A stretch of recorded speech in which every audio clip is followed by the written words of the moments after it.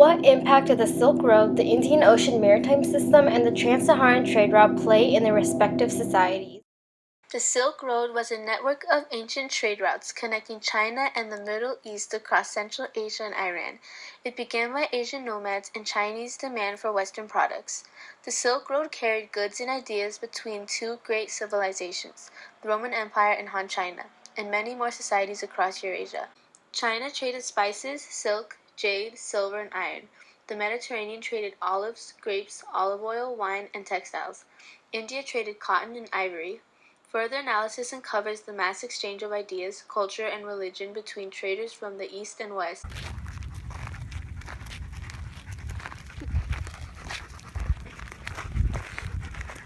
Istikaraki-chen Burudeis, Nebu Kopeki-chen Iswurideis. Nos ave delectamentum delectia deportum remun olive.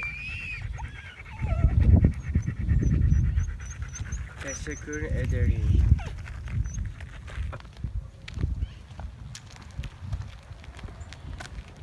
Burada karşılığında olabilir ne bizim zeytin vardır. Khi nào mày cho tôi các Olivia thì tôi cho mày các thanh sốt. Cái này là mắc tiền lắm à.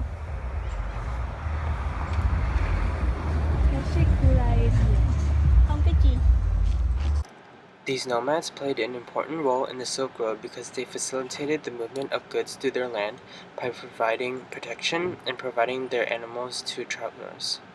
However, nomads were not the only group that was important to the Silk Road. Merchants were also very important. They traveled back and forth between towns to sell to other merchants, while marking up their prices. This made the merchants very rich, without the need of being royalty.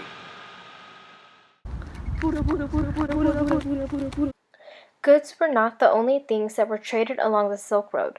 Cultures, ideas, languages, and technology were also diffused along the Silk Road. Many major religions were diffused along the Silk Road also. The Silk Road was one of the main routes that enabled the spread of Buddhism from India to China. Theravada and Mahayana Buddhism were the two variations of Buddhism that was adopted across Asia. In addition, Christianity was also spread through trade. Military technology such as the stirrup was exported throughout the Silk Road, which resulted in efficient warfare. Theravada and Mahayana are both branches of Buddhism, but they do have different practices when worshipping Buddha because they viewed him as different entities. Buddhism originated in India, but then was mixed with different beliefs as it diffused along the Silk Roads, which led to the formation of Mahayana Buddhism.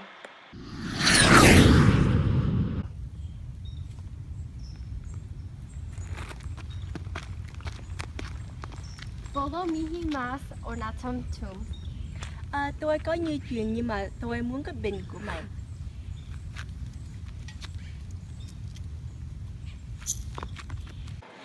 In this scene, Rome and China have a direct exchange. With the help of the booming Silk Road trade, Rome's culture enters China's environment and vice versa. Now their cultures have mixed and diffused, forming more diverse cultural societies. Here we can see the process of how a product comes from the workshop to the market. For example, here is a cloth taken through assembly. First, workers take a cloth and dye it, then transport it to the next location for refinement.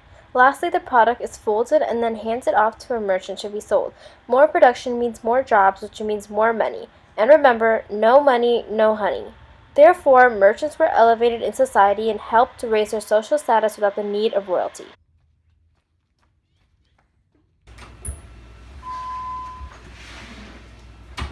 Hey Mom, what you doing? Making dinner.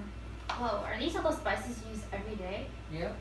Are you saying these are the exact same spices that were traded from the Silk Road to China and India? Yep. Wow.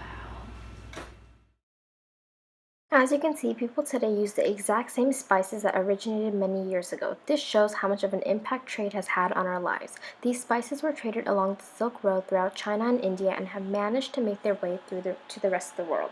Without trading and expansion, we would not have spices like these, and in world history, spice is a very important thing. This document is an excerpt from one of Marco Polo's books titled Travels, which outlined his adventures during his 24-year-long journey along the Silk Road. Although the Silk Road was a great catalyst of trade, this document of one of Marco Polo's experiences shows that trading along the Silk Road was often treacherous and physically and emotionally demanding of the traders. The Indian Ocean trade route was just under the Silk Road. It was a network of seaports, trade routes, and maritime culture linking countries on the edge of the Indian Ocean from Africa to Indonesia. It began by early Mesopotamian trade routes and the migration of Southeast Asians to Madagascar. Please don't leave. Let me go with you. You have no place on this ship. Women's role is to stay in the house.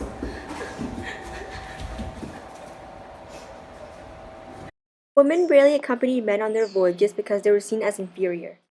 Seasonal changes and monsoon winds facilitated Indian Ocean trade. As a result, Indian Ocean sailing technology required lateen sails.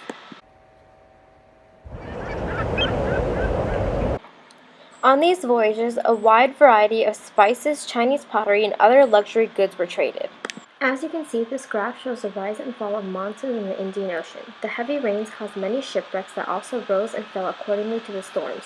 This shows the dangers and the risks that the merchants took trying to trade along the Indian Ocean.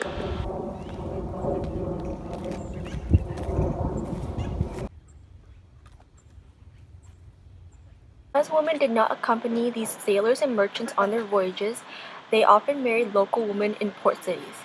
As a result, the families made were bilingual and bicultural. Therefore, mixed heritages and cultural diversity was established.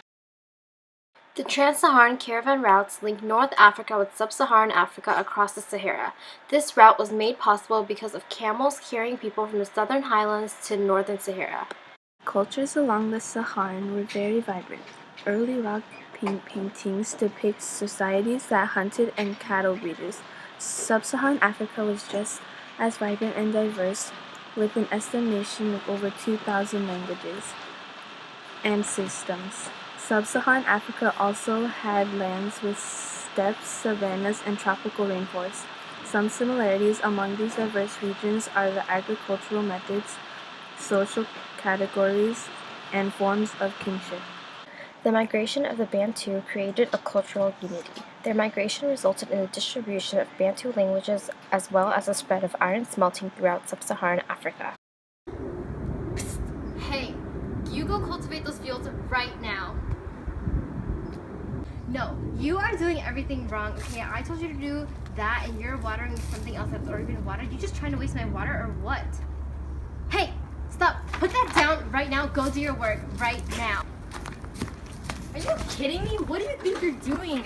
I told you to go take care of those animals, so go right now. This is outrageous. You are doing it all wrong. This is how you're supposed to do it.